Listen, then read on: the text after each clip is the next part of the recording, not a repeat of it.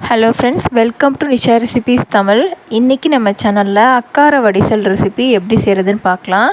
திருச்சி ஸ்ரீரங்கமில் ஃபேமஸான இந்த sweet recipe ரொம்பவே டேஸ்ட்டாக இருக்கும். இதை ஈஸியாக குக்கரில் எப்படி செய்கிறதுன்னு நம்ம இப்போ பார்க்கலாம். இது செய்கிறதுக்கு 1 கப் அளவு பச்சரிசி மாவும் அதில் 1/4 கப் அளவு பாசி பருப்பும் எடுத்துக்கலாம்.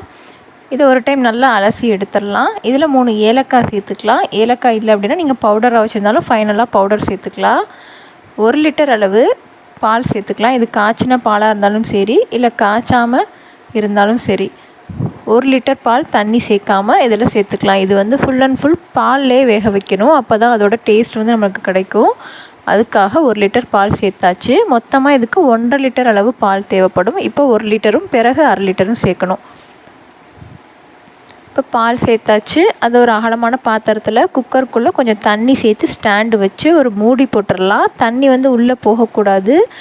பாத்திரம் வந்து கொஞ்சம் தாராளமாக இருக்கணும், ஏன்னா பொங்கி வெளியவும் வரக்கூடாது. 5 விசில் வச்சுக்கலாம். இப்போ 1.5 கப் அளவு வெல்லம் எடுத்துட்டு அதில் லைட்டாக தண்ணி சேர்த்து பாகு வந்து கரைச்சி நம்ம எடுத்து வச்சுக்கலாம். இது ஒரு பக்கம் கொதிச்சிட்ருக்கு. 5 விசில் வந்ததுக்கப்புறம் விசில் அடங்கினதுக்கப்புறம் நம்ம ஓப்பன் பண்ணணும். அப்போ தான் நல்லா குழைய வெந்திருக்கும். இப்போ விசில்லாம் அடங்கிருச்சு. ஓப்பன் பண்ணலாம். பாத்திரம் மட்டும் நீங்கள் தண்ணி போகாத மாதிரி வச்சுக்கணும் உள்ளே. அது ரொம்ப கவனமாக இருக்கணும். இப்போ ஓப்பன் பண்ணலாம். நல்லா அரிசியும் பருப்பும் பாலில் நல்லா வெந்து வந்திருக்கு. எடுத்து நீங்கள் மிக்ஸ் பண்ணிங்கன்னா நல்லா குழஞ்ச மாதிரி வெந்திருக்கும். இப்போ ஒரு 1/2 லிட்டர் பால் வந்து நம்ம காய்ச்சி எடுத்து வச்சுக்கணும், தண்ணி சேர்க்காமல். 1 லிட்டர் பால் இதில் சேர்த்தாச்சு. மீதி 1/2 லிட்டர் பால் வந்து நம்ம காய்ச்சி எடுத்துக்கலாம். இப்போ நெய் வந்து இதுக்கு அதிகமாக தான் சேர்க்கணும். 2 ஸ்பூன் அளவு தாராளமாக நெய் சேர்த்துக்கோங்க. கொஞ்சமாக முந்திரி பருப்பு சேர்த்து இதை வறுத்துட்டு ஒரு பிளேட்டுக்கு மாற்றி நம்ம எடுத்து வச்சுக்கலாம். நெய் வந்து நம்மளுக்கு தேவைக்கு மாதிரி அதிகமாக சேர்க்குறதுனாலும் சேர்த்துக்கலாம். இப்போ குழச்சி எடுத்து வச்சுருக்க இந்த அரிசி பருப்பு பால் இதை வந்து நம்ம இதில் வந்து சேர்த்துடலாம். இது எல்லாத்தையுமே சேர்த்துட்டு இந்த நெய்யிலையே ஒரு நிமிஷம் நல்லா மிக்ஸ் பண்ணி விட்டுருங்க. இந்த நெய் இதோட மிக்ஸ் ஆகும்போது அதோடய ஃப்ளேவர் ரொம்ப நல்லாயிருக்கும். அதுக்காக தான். நல்லா குழைய வெந்து வந்ததை இதில் சேர்த்து நல்லா மிக்ஸ் பண்ணிடலாம்.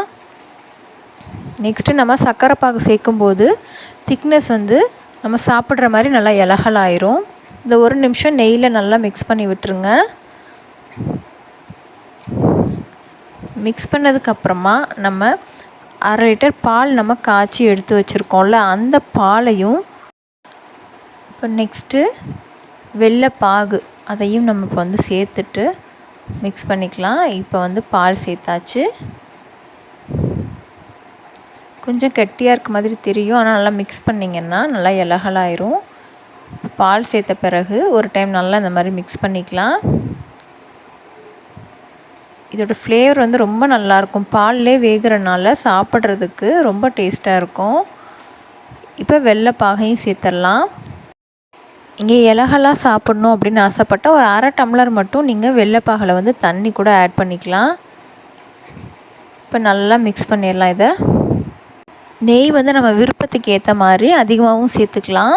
மிக்ஸ் பண்ணதுக்கப்புறமா ஃபைனலாகவும் 2 ஸ்பூன் அளவு நெய்யும் நம்ம வறுத்து எடுத்து வச்சுருக்க முந்திரி பருப்பு இது 2யும் சேர்த்து மிக்ஸ் பண்ணி ஒரு டைம் மட்டும் கொதித்து வந்தோன்னே ஆஃப் பண்ணிடலாம். அவ்வளோதான், சூப்பரான அக்கார வடைசல் சிம்பிளாக நம்ம குக்கரில் ரெடி பண்ணியாச்சு. இதை பார்த்திங்கன்னா டைரெக்டாகவே அரிசியை வந்து குக்கரில் இல்லாமல் பாத்திரத்தில் வேக வச்சு பால்லையே நல்லா குழைய வேக வைப்பாங்க. அது வந்து நம்ம ட்ரெடிஷ்னலாக பண்ணுற மெத்தடு.